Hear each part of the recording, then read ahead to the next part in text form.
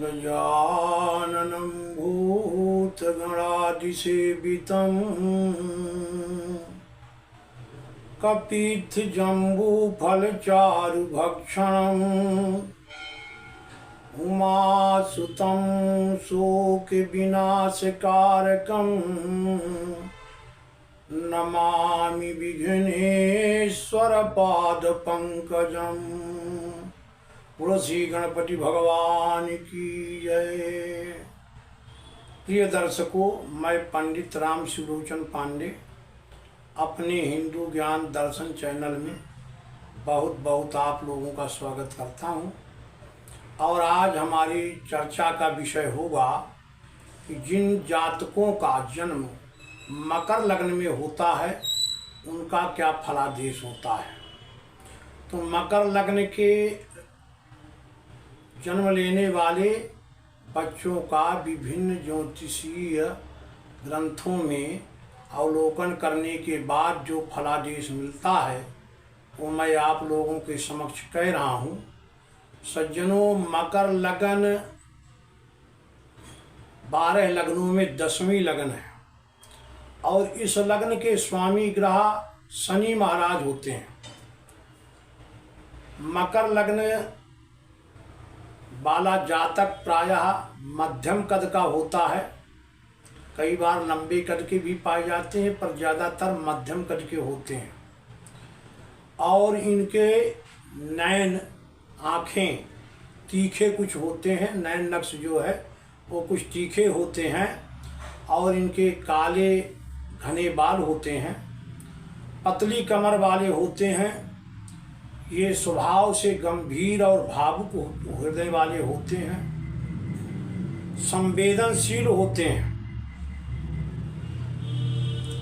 पर मन में उच्चाभिलाषी होने का भाव रहता है।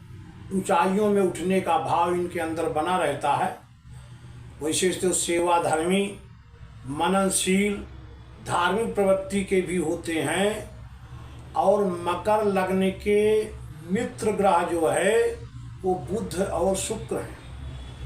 और मकर लग्न के बुध शुक्र मित्र हैं और शुक्र जो है वो पंचमेश बनता है और बुध जो है वो भाग्येश बनता है, नवमेश बनता है। तो बुध और शुक्र दोनों मकर लग्न के लोगों के परम मित्र हैं।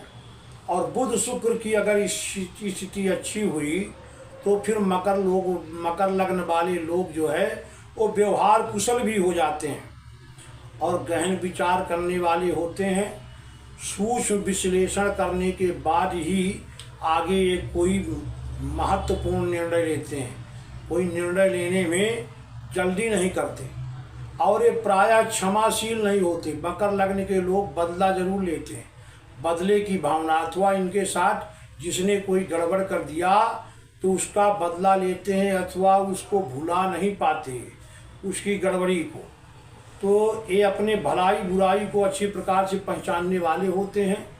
मित्रता करने में भी बड़ी सावधानी रखते हैं, बड़े ईमानदार होते हैं। खांसी तथा वायु रोग से सावधानी इनको रखना चाहिए। कई बार मकर लग्न के लोगों में खांसी होना अथवा वायु रोग होने की विशेषता पाई जाती है।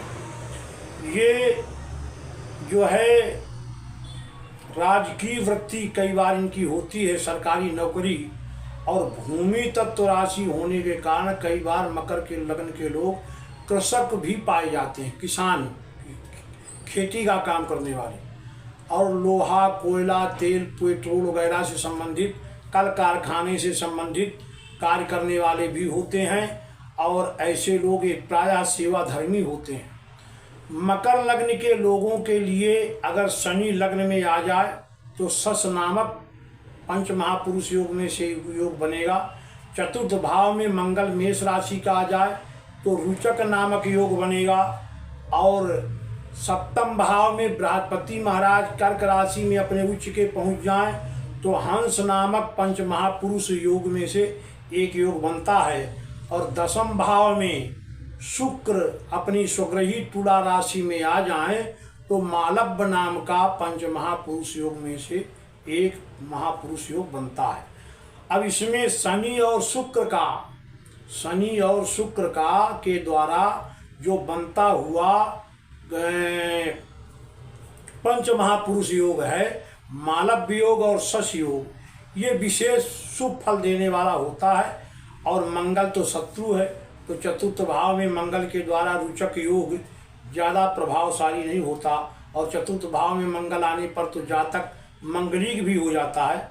और सप्तम भाव में बृहस्पति भी शनि का समग्रह है, न शत्रु है न मित्र है, तो बृहस्पति भी बहुत अच्छा फल यहाँ पर नहीं देता, कुछ तो देता है पर बहुत बढ़िया, बहुत ऊंचा फल नहीं देता। तो उच्च का बृहस्पति अगर यहाँ हो जाए तो हंस नामक पंच महापुरुष योग बनाता है। तो मकर लग्न के लोगों को स्वास्थ्य रक्षा के लिए और दीर्घायु प्राप्ति के लिए उन्हें नीलम रत्न पहनना चाहिए, उससे वो स्वस्थ रहते हैं, दीर्घायु होते हैं। और उनके लिए बुद्धि विद्या धनादि की वृद्धि के लिए नीलम के अलावा हीरा और पन्ना रत्न भी धारण करना चाहिए। पन्ना रत्न पहनने से उनके भाग्य की वृद्धि होती है। भाग्योदय कारक दिशा भी कई बार मकर लग्न के लोगों की ईशान कोण होती है, वैसे तो दक्षिण दिशा में भी जाकर के मकर लग्न के लोगों को सफल होते हुए देखा जाता है। और सज्जनों, मकर लग्न के लोग जो है वो प्रायः कल कारखाने के माध्यम से कई बार विशेष धन धान्य से संपन्न भी होते हैं। और इनकी आयु में 22वां 24वां 28वां और 32वां और 46वें वर्ष में जो है भाग्योन्नति होने की विशेष संभावना रहती है। ऐसे लोग भाग्योन्नति के लिए विशेष उन्नति करते हैं भाग्योन्नति में, और कई बार इनकी विदेशादि की यात्राएं भी होती हैं। पश्चिम दिशा की यात्रा करके ये विदेश जा कर के भी सफलता प्राप्त करते हैं। और मकर लग्न के लोगों के लिए कष्टप्रद वर्ष जो है वो 5वां 13वां 27वां 36वां और 57 और 62वें होते हैं। इन वर्षों में मकर लग्न के लोगों को अगर ग्रह दशांतर दशाएं गड़बड़ आ गई तो हारी बीमारी कष्ट आदि होने की संभावना होती है। मकर लग्न के लोगों का वो सर्वाधिक कष्ट देने वाला ग्रह सूर्य हुआ करता है, अष्टमेश, और मार्केश ग्रह चंद्रमा हुआ करता है। उसे सूर्य चंद्रमा और मंगल ये तीनों मकर लग्न के लोगों के लिए शत्रु भाव तो रखते ही हैं, पर जो है विशेष करके सूर्य जो है सर्वाधिक कष्ट देने वाला होता है। मकर लग्न के लोगों को भगवान नारायण की विष्णु की आराधना करते रहना चाहिए और भगवान शिव की आराधना करना चाहिए। और चंद्रमा इनका मार्केश हुआ करता है और इनकी आयु का योग संभवतः प्रायः पूर्ण आयु का योग लगभग 90 वर्ष की आयु तक पाया जाता है। और फिर ग्रह स्थितियों के आधार पर जैसे अच्छे बुरे ग्रह हुए उसके आधार पर आयु का योग तो कम और ज़्यादा भी हो सकता है।